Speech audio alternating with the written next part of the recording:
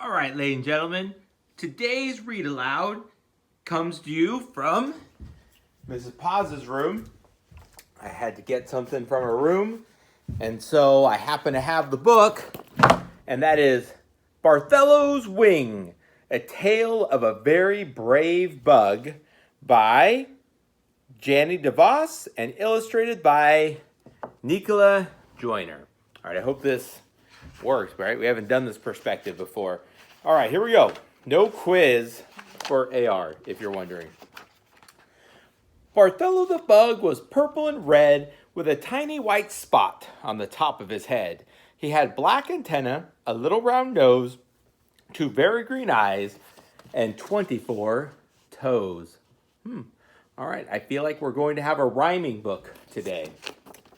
Let's see if my prediction is correct. He was a typical bug, except for one thing. Barthello was born with only one wing.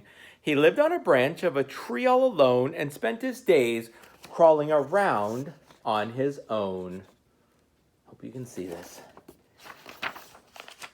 He'd watch from his limb as the other bugs flew as they raced through the clouds and did somersaults too.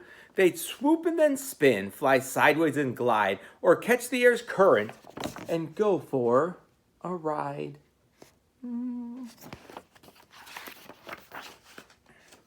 Longing to be like the others and fly, he collected his courage and decided to try. From the tip of a leaf, he looked down with a glance, then took a deep breath and a very big chance. I wonder what's going to happen. See him there with the one wing? All right, here we go.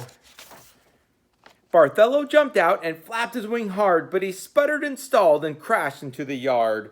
Barthello saw stars. His head really hurt, for he had crash-landed face down in the dirt. Womp womp. The other bugs laughed at Barthello's failed flight. Loser, they called as they flew out of sight. He choked back a sob. He felt so much shame. The fall didn't hurt him as much as that name. They're right, he thought. I'm such a disgrace. While other bugs fly, I fall flat on my face. Barthello stood up and he brushed off his knees and miserably climbed to his home in the trees. He cried in the dark. It seemed so unfair to have only one wing instead of a pair. It's hard to be different, he said with a sigh. Just how is a bug with only one wing to get by? At dawn he got up when he heard the bugs hum. He needed to eat, but there wasn't a crumb. His tummy was empty. It growled and rumbled. I've got to get food, the little bug grumbled.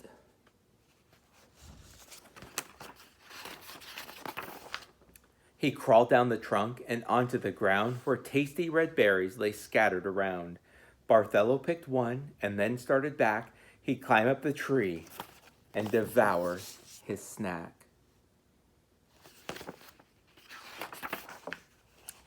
The berry was big and his home was up high. This task would be easy if he could just fly. Barthello climbed higher but suddenly stopped. He jumped back so quickly, the berry was dropped. Okay, here we go. For there on a branch just hidden from view was the biggest of spiders, the hungriest too. The other bugs sat on a limb in a bunch, not knowing the spider had marked them for lunch. That spider was sly and also quite tricky. The bugs would get stuck on his web, which was sticky.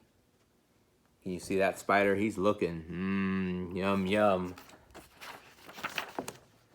Barthello stayed still. His green eyes grew wider. How could one bug stop a big hungry spider? I've got to outsmart him, the little bug thought, or I'll be included for lunch if I'm caught. Barthello crept near, but kept out of sight. He made himself wait till the timing was right. Whoa.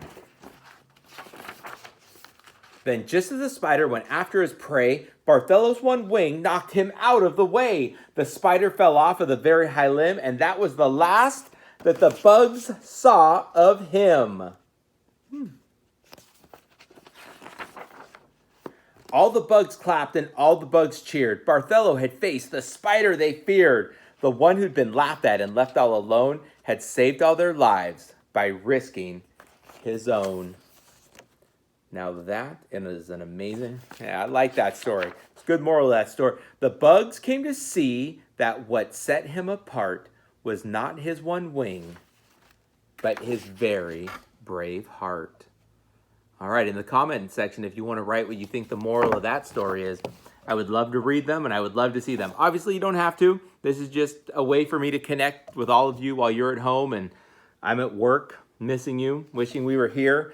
It's 12:36, which would be just the end of 4th and 5th grade lunch coming up. Maybe, what day is today? Tuesday? Is that 5th grade PE? Yeah, 5th grade would be having PE. Man, that feels like a million years ago. Ladies and gentlemen, have an amazing day. I hope to see you soon. And I have no idea what the next book I'm going to read is. But until then, be amazing.